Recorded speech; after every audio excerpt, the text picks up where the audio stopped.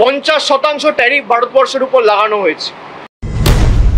নমস্কার দর্শক বন্ধুরা, আমেরিকা ভারতের ওপরে যে 50% ট্যারিফ বা ইম্পোর্ট ডিউটি লাগিয়েছে সেটার পরিপ্রেক্ষিতে তৃণমূল কংগ্রেসের নেতা অভিষেক বন্দ্যোপাধ্যায় কি বললেন সেটা আপনাদেরকে শুনতে হবে। তো চলুন বেশি দেরি না করে অভিষেক বন্দ্যোপাধ্যায় বা অভিষেক ব্যানার্জি কি বললেন সেটা শুনে নিই।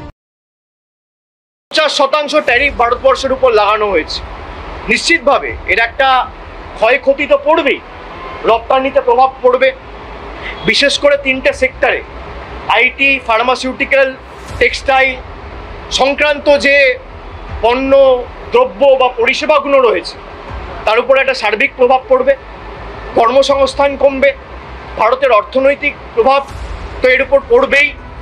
আমি মনে করি যে এটা আমাদের কূটনৈতিক ব্যর্থতা এবং ভারতবর্ষকে কঠোরভাবে এর মোকাবিলা করা উচিত। যারা ভারতবর্ষকে ছোট করতে চায়, যারা ভারতবর্ষের উপর চাপ সৃষ্টি করতে চায়, কি কারণে এত ক্ষমতা তাদের হলো হঠাৎ করে, যে সরকার 56 ইঞ্চি ছাতির কথা বলতো, তারা ক্ষমতায় থাকার পরেও তাদেরকে বুড়ো আঙ্গুল দেখিয়ে, লাল চোখ দেখিয়ে চায়না থেকে শুরু করে সমস্ত দেশ, আমেরিকা, সবাই,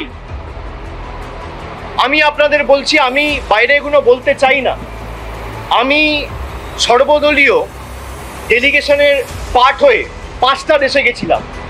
মালয়েশিয়া রয়েছে, ইন্দোনেশিয়া রয়েছে, কাম্বোডিয়া রয়েছে, ভিয়েতনাম রয়েছে, লাওস রয়েছে, 11টা দেশ নিয়ে তারা পেহেলগাম নিয়ে পাকিস্তানের উপর চাপ সৃষ্টি করা দূরের কথা, কন্ডেম করে একটা স্টেটমেন্ট দেয়নি। এই ব্যর্থতা কার? ডোনাল্ড ট্রাম্পকে নিয়ে ভারতবর্ষে কোভিডের 1 মাস আগে গুজরাটে প্রচার কে করেছিল? ডোনাল্ড ট্রাম্পের হয়ে প্রচার করতে গেছিল টেক্সাসে কে? ডোনাল্ড ট্রাম্পের হয়ে আপনি প্রচার করেছিলেন, বিজেপির নেতারা করেছিল, যোগ্য করেছে বিজেপির কর্মীরা ডোনাল্ড ট্রাম্পের দীর্ঘায়ু কামনা করে। এ তো সমাজ মাধ্যমে রয়েছে, আপনারা দেখেছেন। So I think people who have campaigned for Donald Trump and Donald Trump